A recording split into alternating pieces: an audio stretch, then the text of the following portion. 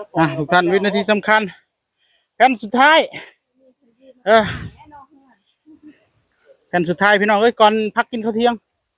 ไปอับกินเร็ว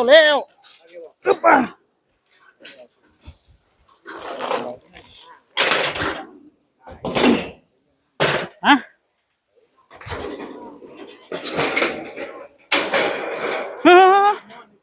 จังเป็นนั่น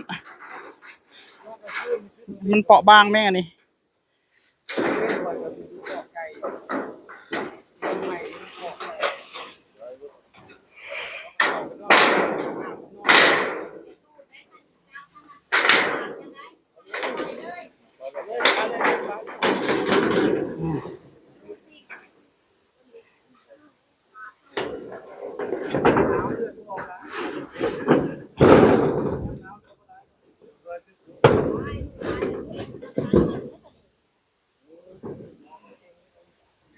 ยิงลบเข้าไปในนี่ระวังคุณพ่อหรือหันมาอีกแกนนึงคักกว่า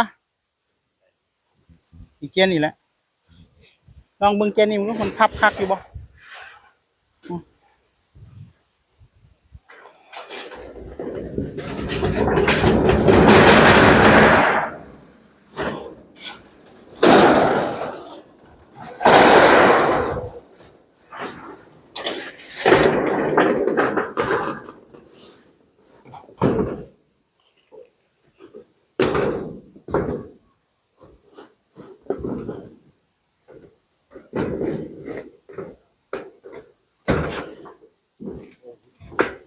จะได้คักกว่ากัน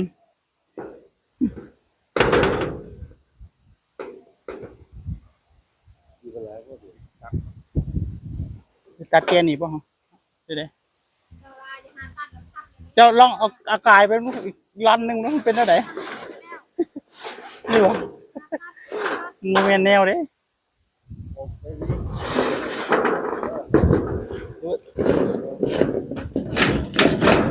ว่าอย่างสิเขาบอได้บีบตั้งแต่ที่แรกเนาะมันบีบตั้งแต่แผ่นนี่นะค่อยว่าได้อยู่ในการอยู่ฮะโบพับกระตัด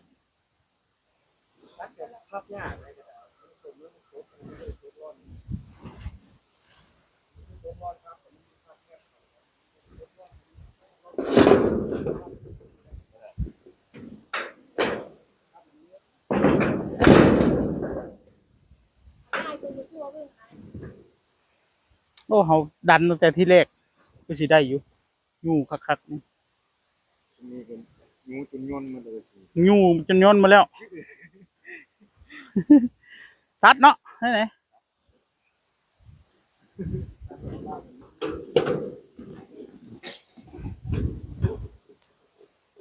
ตัดแค่ปลายมองนี่นะค่อยๆว่านี่เนาะคุณพ่อเนาะนี่นะมันจะได้น้ำมันจะได้บไหลเขานะเนาะเอาดันให้มันได้หลายที่สุดเลยตัดโอเคในการยิงสะก้อน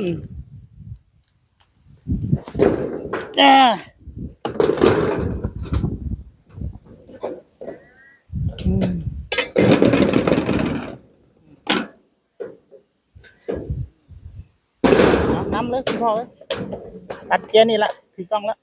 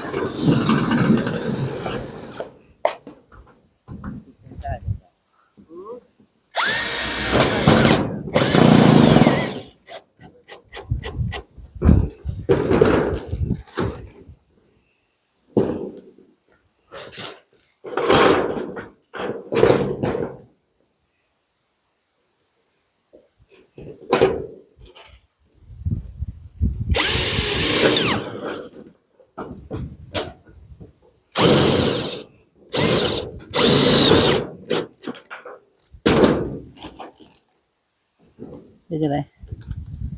กระเทิดเนาะจงไม่จะหาเส้นนี่คือสิคักเนาะอันว่าเฮ็ดแปรนะค่อยไปเอาเสมอกันกับของน้ำนะก็ของน้ำมันซ้ำนี่นะแปรนะค่อยตัดตามของน้ำเลยเนี่ยแต่ว่าสั่งคนละล้านหลังคานะ มันก็สิคือกันละมั้งยังไงฮะจะเหลือเจ้าพุ่นดิจะทิมไม่พุ่นหรือว่าชิ้นยิงน็อตใส่อันนี้เลยสร้างมันเลยได้ยัง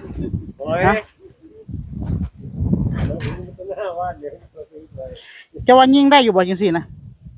เขาว่าก็น่าจีพอไหวอยู่บ่วะ เมียนแนวโยมบ่ฮะหรือสิตัดนี่บ่นี่นะตัดตามร่องนี้เลยที่ไหนพิจารณาถ้าตัดตามร่องนี้มองนั้นได้อยู่บ่เจสุดท้ายนะพอดีเนาะ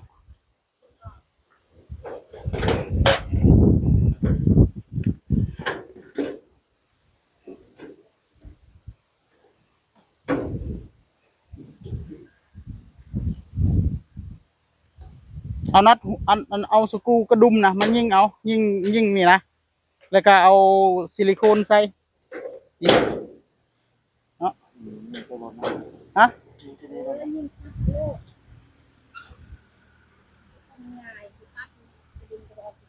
ให้บอยแพนเมื่อกี้เขาเที่ยวน้ำกันบอก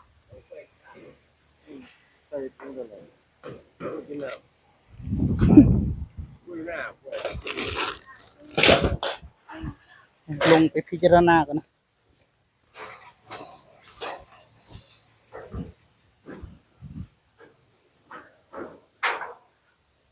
กระเทินเนาะคุณพ่อเนาะกระเทินเห็ดกึ่งดึงอยู่เนาะ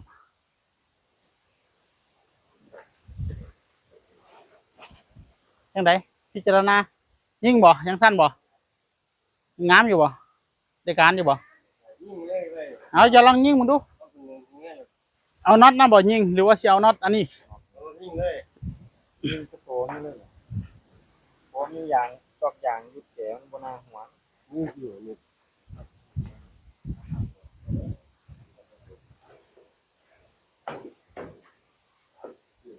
หรือสิเอาแนวนี้คุณพ่อ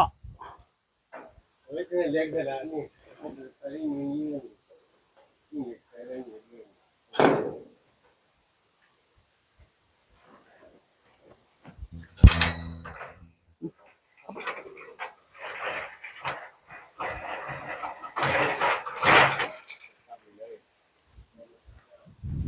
ยิงใส่เล็กตัวนี้เลยบ่ถึงอยู่บ่บ่ถึงตัวนี้ยิงใส่นี่แหละสันนะมันมัดยิงทะลุนี่เอานี่ดูเล็กเล่นนี่เนาะใช่แล้วพอนะคอยจับให้เจ้ายิงไปเรื่อยๆเย็บไปเรื่อยๆนี่เอายิงน็อตทีกันเอาได้ไหนยกทีเลยเสร็จแล้วยกทีเลยยิงทีเลยอะไรคักว่าเอาฮะก็สิเอาน็อตยาวยิงใช้แจ้พี่บ่ยิงบ่ยิงนั่นเอานั่นถูกบ่แจ้พี่บ่มองเทิงนี่มันบ่ได้ถึกได้นี่เด้มันกายได้นี่เด้มันได้มองเจ้านะมองนี่มันกายเด้อันนี้ตีน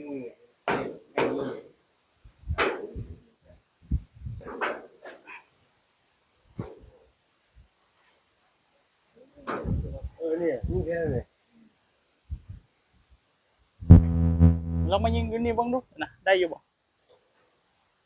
เดี๋ยวไปดันให้เนี่ยเอาบันไดมายิงตัวนี้บ้างดูนะ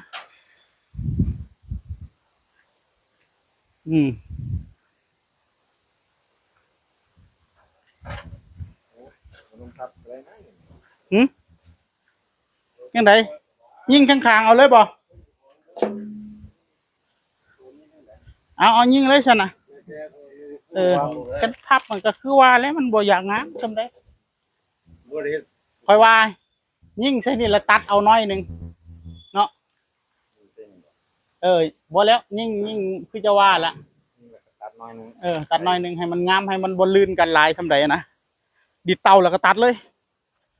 มันให้มันงามจังหน่อยเอาพิจารณาเอาซิลิโคนหยอดเอานะบัดแล้ว อันยิ่งถึกล่องก็บ่เป็นหยังดอก แต่ว่ามันเสียนี่บ่คุณพ่อเอาน็อตอันนี้เอาบ่เอาน็อตธรรมดาเฮาแล้วเอาซิลิโคนแปะหัวน็อตมันไว้ซะอันนี้มันจุเด้เฮาเอาตัวนี้ยิ่งแล้วมันสิค้ำเด้มันค้ำมันบ่ได้อันนี้ได้นอกจากยิ่งทะลุกายพุ่นน่ะมันบ่ได้ทะลุเอาน็อตกระดุมนี่เอา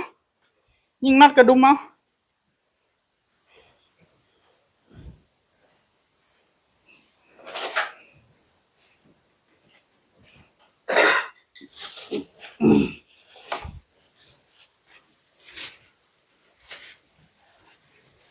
ยิ่งกระโตใส่ร่องน้ำมันนั่นเลยนะแล้วเฮาเอาซิลิโคนมาใส่เอา น็อตนี่แหละแต่ว่ามันสั้นกว่า เอาอย่างสิเจ้าเอาน็อตตัวนี้ใส่อย่างสิซะเนาะมันมีหัวตัวนี้คอยถอดทิมไว้หลายตัวอยู่เอาเนาะจะวานอะไรมันจะได้บ่ต้องยาซิลิโคนซะนะ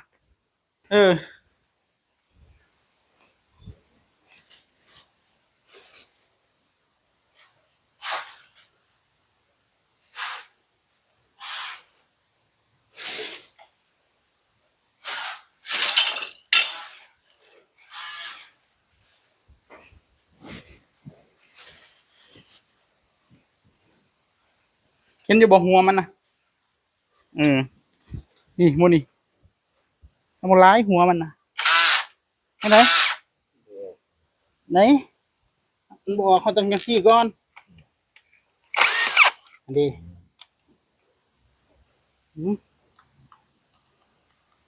เดี๋ยวเขาไปอันเบาๆมันกระแกกก่อนเลย โอ้ตัง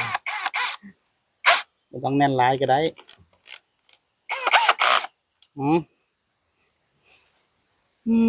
แมนอยู่บ่เป็นสร้างนี่มันก็ลืมเบิดแล้วบ่ฮะนี่หัวมันนี่ใส่เข้าไป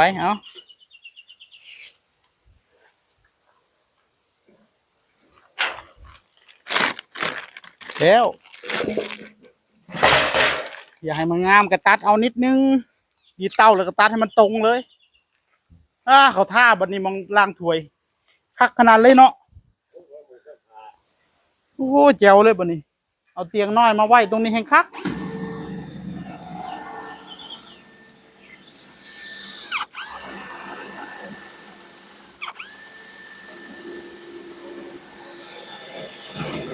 แม่นเดี๋ยวบอกคุณพ่อ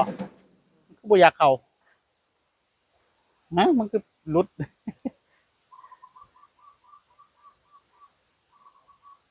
ยังไหนเบิ่งดูเป็นอะไรมันมีเลยน็อตอันนี้ของมันนะมันก็ต้องมีอยู่แล้วเลยไหนเบิ่งดูมันค้ำบ่ตัวน็อตตัวนี้มันคลายออกมาหมุนมันเข้าซะก่อน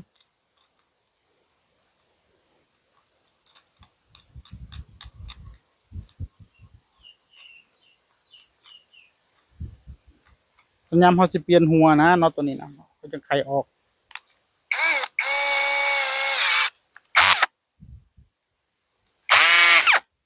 เฮ็ดให้เจ้าแน่นๆกันนะ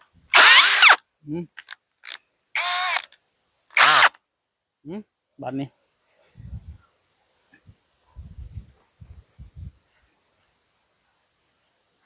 จะได้กินข้าวเที่ยงบ่เนาะบัดนี้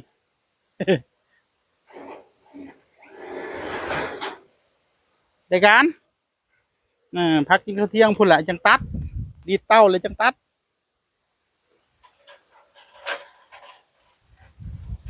โอเคทุกท่าน ปาดโตสวยขนาดเลย สวยงาม อารามตาแน่นอนอีหลีมองลังถวยมองตากผ้าเดี๋ยวแรกนี่ให้คุณพ่อเพิ่นย้ายเสื้อผ้ามาตากไว้พี่เลย มาห้อยไว้พี่เลย เสื้อผ้านะมาห้อยไว้ได้การแล้วนี่แล้วก็ย้ายเครื่องซักผ้าเพิ่นมัดไว้แจ้นี่เลย ซักอยู่นี่เลย อืม ส่วนที่ความถ้วยชามนี่มองเอาไว้ถ้วยชามนี่อาจสิเชื่อมเหล็กอยู่นี่พี่น้องเอ้ยอาจสิเชื่อมเหล็กเฮ็ดเป็นคล้ายๆเหมือนชั้น เวลาอันเฮาล้างถ้วยเสร็จแล้วเฮาก็คว่ำไว้พี่เทิงพี่อืมเขาท่าสวยงาม เวลาฝนตกมากอะคือสิบ่ได้สาดเข้ามาทางนี้ดอก เพราะว่าเฮาเกยกันลึกอยู่ เออ เราเอาไปคว่ำกันเนี่ย ลึกอยู่น่าสิบ่มีปัญหาเรื่องฝนสาดฝนเสิร์ชในการเลยแข็งแรงมัดฐานไปแล้วเราก็โบกตีนมันไว้ เพื่อดึงเอาไว้บ่ให้ไปกับลมพี่น้องเดี๋ยวแบบนี้นี่ถ้าลมมาแห้งๆนี่อาจสิยกขึ้นได้เพราะว่าเรายิงพุกแบบคร่าวๆเฉยๆพอได้ตั้งอะไรเฉยๆอาจสิโบกปูนเอาไว้คักๆบัดนี้โบกปูนเจาะ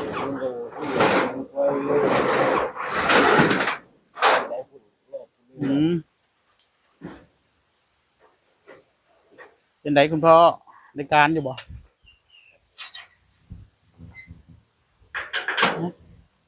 บ่ดังหรอกแรกสิตัดหรือบ่ตัด แล้วแต่พิจารณา อยากตัดก็ตัดโลดถ้าบ่ตัดก็เอาไว้จังซี่ก็ได้งามอยู่บ่ในการอยู่บ่ในการบ่ต้องตัดนะคันตัดมันก็คือว่าล่ะคันตัดมันก็สิเป็นห้อยมันก็สิคือสนิมมันสิเป็นสนิมมองเฮาตัดมันแล้วนะคันบ่ตัดก็ดีคือกันมันจะได้บ่เป็นสนิมง่าย